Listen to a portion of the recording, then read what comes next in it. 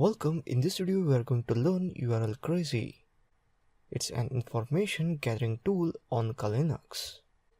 Generate and test domain typos and variation to detect and perform typosquatting, URL hijacking, phishing, and corporate espionage. Features: generates 15 types of domain variants, knows over 8,000 common misspellings, supports cosmic ray induced bit flipping, multiple keyboard layouts, checks if a domain variant is valid, test if domain variants are in use, estimate popularity of a domain variant. You can open URLcrazy by going to Application, Information Gathering Options, DNS Analysis, URLcrazy, or open terminal and type URLcrazy.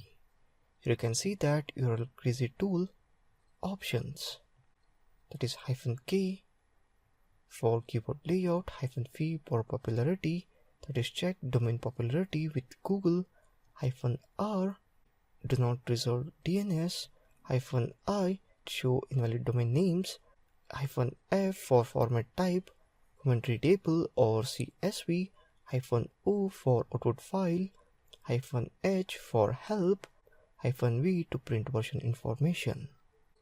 Now let's type URLcrazy hacking2.com. Lots of output we got. 137 host name to process, keyboard QWERTY, character repeat, character insertion, bit flipping, wrong TLD, and so on.